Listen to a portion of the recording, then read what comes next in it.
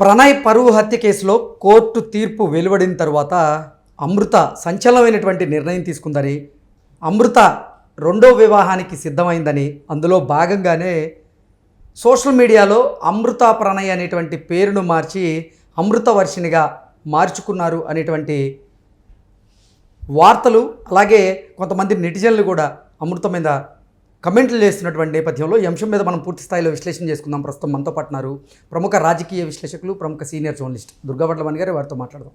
దుర్గా, నమస్తే అండి. ప్రణయ్ పరువు హత్య కేసులో కోర్టు తీర్పు వెలువడించిన తర్వాత అమృత సంచలనమైనటువంటి నిర్ణయం తీసుకుందని, తాను రెండో వివాహానికి సిద్ధమైందని, అందుకే సోషల్ మీడియాలో అమృత ప్రణయ్ అనేటువంటి పేరును మార్చి అమృత వర్షిని అని పెట్టింది అనేటువంటి వార్తలు, అలాగే కొంతమంది నెటిజన్లు కూడా అమృత మీద కమెంట్లు చేస్తూ ఉన్నారు. దీన్ని ఎలా చూడాలి? దీని మీద మీ విశ్లేషణ ఏంటి ఏం చెప్తారు మేడం?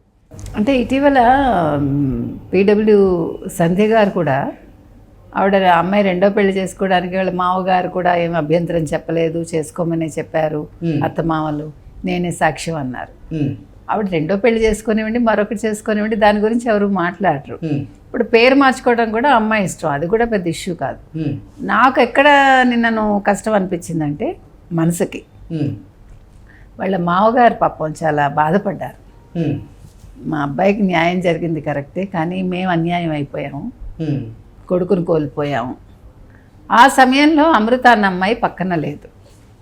నేను ఆ ఒక్క విషయానికే నేను బాధపడ్డా.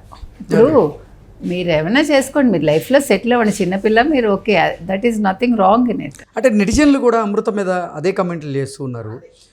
అంటే ప్రణయ్ని ప్రేమించి వివాహం చేసుకున్నారు, మీరు వివాహం చేసుకోవడం వల్లే ప్రణయ్ హత్యకు గురయ్యాడు. ఇప్పుడు ప్రణయ్ హత్య కేసులో కోర్టు తీర్పు వెలువడించింది, మరి మీరు కోర్టుకి హాజరు కాలేదు. అలాగే తీర్పు వచ్చిన తర్వాత ప్రణయ్ కుటుంబ సభ్యులందరూ కూడా ప్రణయ్ సమాధి దగ్గర పూలమాల వేసే నివాళులు అర్పించారు, మీరు అక్కడా కనిపించలేదు ఏంటి అంటూ ఇప్పుడు అమృత మీద అయితే కొంతమంది నెటిజన్లు ఫైర్ అవుతూ ఉన్నారు. ఏంటి, ఎలా చూడాలి? అంటే ఆవిడ పర్సనల్ ప్రాబ్లమ్స్ ఆవిడకు ఉండి ఉండొచ్చు కదా? కాదు, అది కాదు. ఎందుకు ఆవిడ అంటే ఈ రకంగా చేశారు అనే దాని గురించి వాళ్ళు అంటే నెటిజన్స్ కమెంట్ చేస్తున్నారు. వాళ్ళు అడిగిన దాంట్లో తప్పు లేదు, ఎందుకంటే వాళ్ళు ఎందుకు అడిగే హక్కు ఉందంటే, అమృతకి ఎప్పుడైతే అన్యాయం జరిగిందో, అంటే ప్రణయ్ హత్య జరిగాక అమృతను అందరూ కూడా ఓన్ చేసుకున్నారు. అంతవరకు అమ్మాయి పెళ్లి చేసుకుంది, ఇది వాళ్ళిద్దరూ పెళ్లి చేసుకున్నారు. మీరు చెప్పినట్టుగా అది పరువు హత్య ఎప్పుడైతే జరిగిందో అప్పుడు ఆ అమ్మాయి మీద సింపతి వచ్చింది. ఆ అమ్మాయి కూడా ప్రతి సందర్భంలో అత్తగారు మామగారితో ఉంది, తను బయటకు వచ్చినప్పుడు కూడా వాళ్ళందరూ కూడా అమ్మాయికి సపోర్ట్గా నిల్చున్నారు. ఫ్యామిలీ మొత్తం, ఈవెన్ వాళ్ళ మరిది కూడా చదువు మానేసి వచ్చి అబ్బాయి అంతా వాళ్ళు అమ్మాయికి ఒక మేము ఉన్నాము అని ఒక ధైర్యం ఇచ్చినప్పుడు, మరి ఇవాళ అమ్మాయి నిల్చోవాలి కదండి అత్తగారు మామగారి దగ్గర. ఇప్పుడు పెళ్లి చేసుకోవడం పెద్ద విషయం కాదండి. ఇప్పుడు మా ఇళ్లలో కూడా ఇప్పుడు భార్యాభర్తల్లో ఒకళ్ళు భర్త చనిపోతే, మాకు తెలిసిన వాళ్ళ అమ్మాయి ఇంకో పెళ్లి చేసుకుంది. పెళ్లి చేసుకున్నప్పుడు ఫస్ట్ అత్తగారు మామగారు ఎవరైతే ఉన్నారో వాళ్ళతో ఇప్పటికీ ఆ బాండింగ్ కొనసాగిస్తుంది అమ్మాయి. వాళ్ళని పలకరిస్తుంది, వాళ్ళకి కావాల్సింది అప్పుడప్పుడు వచ్చి చేస్తుంది, యోగక్షేమాలు కనుక్కుంటుంది, తనకి కొడుకు పుడితే తీసుకొచ్చి చూపించింది. ఆ బాండింగ్ అనేది ఉంచుకోవాలంటాను నేను. అందులో ఇక్కడ ఇంకా ఎక్కువ ఉండాలి. బికాజ్ ఈ విషయం మొత్తంలో మీకు అమృత మీద ఈ కథ మొత్తం అల్లబడింది కదా. ఈ కథకి ప్రధాన సూత్రధారి అమృత. ఈ కథలో విలను అమృత తండ్రి. ఇప్పుడు అమృత తండ్రి ఏం చేస్తుండాలి? నీకు నచ్చలేదు నీ కూతురు అట్లా చేయడం, ప్రణయ్ని నువ్వు చంపటం ఏంటి? నువ్వు చంపితే నీ కూతురుని చంపుకోవాల్సింది. అప్పుడు ఎవరో అలా కాదు, అసలు చంపకూడదు. నో, ఐ డూ అగ్రీ 200% ఎవరిని చంపకూడదు. నీకు కోపం ఉంటే నీ కూతురు మీద రావాలి కదా. నేను అంటున్నది అది. ఇక్కడ కూతురిని చంపమని మనం చెప్పట్లేదు. కోపం అనేది నీ కూతురు మీద రావాలి. ఎవరో కన్న బిడ్డ, నీకు చంపే హక్కే ఉందంటున్నాను నేను. ఇప్పుడు అతను తక్కువ కులం వాడని చంపావా, లేకపోతే నీ కూతుర్ని చేసుకుందని చంపావా, చేసుకున్న వెంటనే అమ్మాయి ప్రెగ్నెంట్ అయిందని చంపావా? ఇన్ని ప్రశ్నలు వస్తాయండి. ఇప్పుడు ఎవరు చంపడం అనేది మనం హర్షించం, అసలు ఒప్పుకోం కూడా. ఎవరిన చంపడానికి వస్తే కూడా మనం అడ్డుకోవడానికి ప్రయత్నిస్తాం. కానీ కోపం అనేది కూతురు మీద ఉండాలి, ప్రణయ్ మీద ఎందుకుంది? అది తప్పు కదా. ఇప్పుడు చనిపోయాడు అతను ఆత్మహత్య చేసుకుని, ఏం సాధించావు?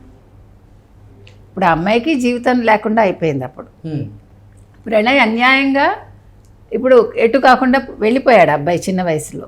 ఇప్పుడు తల్లి తండ్రికి ఒక ఆధారం లేకుండా అయిపోయింది. మరి ఇప్పుడు నెటిజన్స్ అడిగారంటే తప్పు కాదా? నిజంగా అమృత సంచలనమైనటువంటి నిర్ణయం తీసుకుందా? అంటే సంచలనం కూడా కాదు అది. తాను రెండో వివాహానికి సిద్ధమైనట్లుగా కొన్ని వార్తలు వస్తూ ఉన్నాయి. నెటిజన్లు కూడా కమెంట్లు చేస్తూ ఉన్నారు. అందుకే మీరు పేరు మార్చారంటూ కూడా వారు ప్రశ్నిస్తూ ఉన్నారు. దీన్ని ఎలా చూడాలి? అంటే అమ్మాయి నిజాయితీగా ఉండాలండి. అంటే నేను రెండో వివాహం గురించి మాట్లాడాలి. ఐఎమ్ సారీ, అసలు రెండో వివాహం గురించి మనకి ఇష్యూ కాదు, మనకు అనవసరం కూడా. అమ్మాయి రెండో పెళ్లి చేసుకోమనండి, హ్యాపీగా ఉండమనండి, అది కాదు. ఇక్కడ నిజాయితీ అనే పదం ఎందుకు వాడానంటే, తన ప్రణయని అంతలా ప్రేమించి పెళ్లి చేసుకున్నాను అంది కదా, 8th నుంచో 9th నుంచో వాళ్ళు ప్రేమలో ఉన్నారని.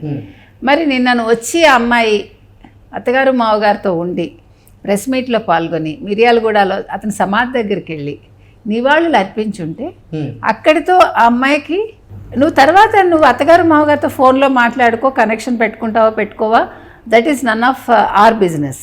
కానీ ఇంతవరకు ఆ అమ్మాయి అది ముగించాలి.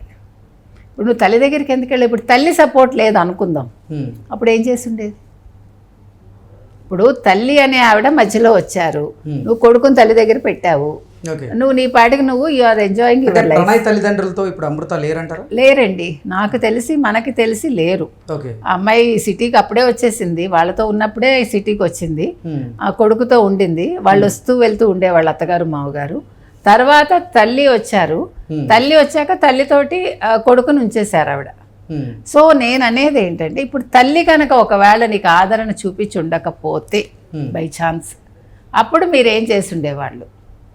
అప్పుడు కొడుకుని మీ దగ్గర పెట్టుకుని మీరు బిజినెస్ చేసుకుంటూ, అప్పుడు అత్తగారు మావగారు సపోర్ట్ అవసరం అయ్యేదిగా. ఇప్పుడు ఆ పిల్లాడు ఎవరికి చెందుతాడు? మీరు మాటకి చెప్పండి నాకు. అత్తగారు మావగారికే చెందుతారు. ప్రణయ్ తల్లి తండ్రికే వారసుడు ఆ పిల్లాడు. కానీ ఇప్పుడు వారసత్వం ఎవడు మాట్లాడటల్లా. ఇప్పుడు ఓకే, వాళ్ళ అమ్మగారు చూస్తున్నారు, ఇట్స్ వెల్ అండ్ గుడ్. కానీ అమృత ఆలోచించాలి, ఇన్ని ఆలోచించాలి. ఇప్పుడు నేను నా ఎంజాయ్మెంట్ నేను చూసుకుంటాను, నా లైఫ్ నాది అనుకుంటే రేపటి నుంచి నీ లైఫ్ నీది. కానీ నిన్నటి వరకు నీ లైఫ్ ప్రణయ్తో ముడిపడి ఉంది. ప్రణయ్ది ఎప్పుడైతే తీర్పు వెలువరిచ్చారో మీరు కోర్టుకు వెళ్ళాలి, అమృత అనే అమ్మాయి. అండ్ దెన్ తను అత్తగారు మావగారితో ఒక ప్రెస్ మీట్లో పాల్గొని మిర్యాలగూడలో అతని సమాధి దగ్గరికి వెళ్ళి ఇవాళ్ళు అర్పించి, అత్తయ్య గారు మావయ్య గారు నేను ఇంక సెలవు తీసుకుంటున్నాను, నా లైఫ్ నేను చూసుకుంటాను, కానీ మీకు ఏం కావాలన్నా నేను ఉన్నాను అని ఒక మాట చెప్పుంటే తప్పులేదండి. బాండింగ్ ఉండడం తప్పే ఉంది. చేసుకునేవాడు తెలిసే చేసుకుంటాడు, కొత్తగా చేసుకునేవాడు. He need not object, he should not object rather. ఎందుకంటే ఎక్కడికి పోతుంది? ఇప్పుడు ఈ పిల్ల అవసరం వాళ్ళకి ఉండొచ్చు. అవును, మరి అప్పుడు రేపొద్దున మనవాడిని చూసుకోవడానికి వాళ్ళు వస్తారు కదా. ఇవన్నీ ముందు మాట్లాడుకోవాలండి. ఏ అమ్మాయి అయినా అబ్బాయి అయినా ఇంకొక పెళ్లి చేసుకునేటప్పుడు ఈ పాత బంధాల గురించి మాట్లాడుకుని వాళ్ళు వచ్చి వెళ్తారు అని ఒక క్లారిటీ తీసుకున్నాక ఇంకొక కొత్త జీవితంలోకి అడుగు పెడితే బాగుంటుంది. ఇవాళ అమృతని నెటిజన్స్ ప్రశ్నిస్తున్నారంటే అందులో ఒక న్యాయం ఉందండి.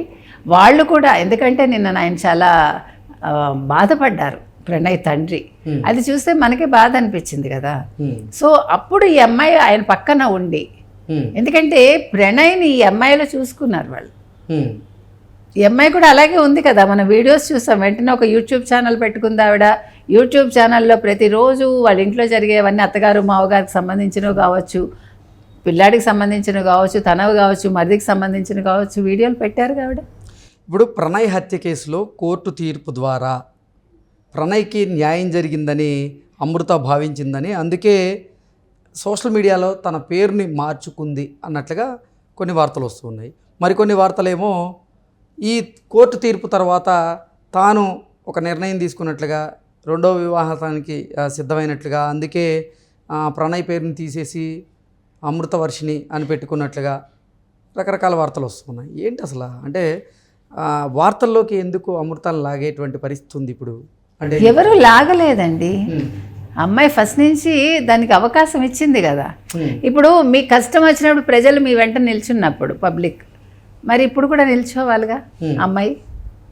అమ్మాయి నిన్న ఒక్కరోజు ఆ పిల్ల నిల్చుని ఉంటే అసలు ఈరోజు ఇంత చర్చ రాదు. ఇప్పుడు ఇంతవరకు నీకు అందరూ ఉన్నారమ్మా నీ వెంట, ఉన్నప్పుడు నీ బాధ్యత అది. ఇప్పుడు అతనికి ప్రణయ్కి న్యాయం జరిగిందో అన్యాయం జరిగిందో ఇంకా మనం ఏం చెప్తాం చెప్పండి? ఇక్కడ న్యాయ అన్యాయాలు ఏమున్నాయి? మనిషే లేరు, తీర్పు వచ్చింది, ఓకే శిక్ష పడింది హంతకులకి, అంతవరకే. ఇక్కడ న్యాయం అన్యాయం మనం చెప్పలేం. ఇప్పుడు అన్యాయం జరిగింది ప్రణయ్ తల్లిదండ్రులకి, అమృతకి ఇప్పుడు అన్యాయం న్యాయం సంబంధం లేదు ఇంకా. ఎందుకంటే తను ఒక కొత్త జీవితాన్ని చూసుకోవాలనుకుంటుంది. ఆల్రెడీ వీళ్ళతో సంబంధం లేకుండా తన తల్లితో సంబంధ బాంధవ్యాలు పెట్టుకుని మళ్ళీ తన పాత జీవితానికి వెళ్ళింది. కాబట్టి ఇక్కడ మనం చెప్పుకునే ఫైనల్ నీతి ఏంటంటే, మీరు మీ అబ్బాయికి ఒక అప్పర్ క్యాస్ట్ అమ్మాయిని చేసేటప్పుడు బీ కేర్ఫుల్ అని మనం అబ్బాయి తల్లిదండ్రులకి చెప్తున్నాం మనం. ఆర్ అమ్మాయి అంటే అమ్మాయి ఒకవేళ ఏ ఎస్సీ ఏదైనా అయినా కూడా వాళ్ళకు కూడా అదే చెప్తాం మనం. మీరు చెయ్యండి తప్పులేదు, కానీ వాళ్ళ కాళ్ళ మీద వాళ్ళు నిలబడ్డాక నిజంగా లాంగ్ రన్లో వీళ్ళు ఎంతకాలం ఉంటారో ఆలోచించుకున్నాక మీరు ఆస్తులమ్మి చేస్తారో ఇష్టపడి చేస్తారో పెళ్ళిళ్ళు చెయ్యండి. కానీ అవతల వాళ్ళు ఎంతవరకు మీకు సాయంగా ఉంటారు, రేపొద్దున ఇలాంటి కాన్సిక్వెన్సెస్ వచ్చినప్పుడు వాళ్ళు మీ పక్కన నిలబడతారా లేదా అనేది ఒకసారి చూసుకోండి. ఓకే అండి, థ్యాంక్ యూ సో మచ్.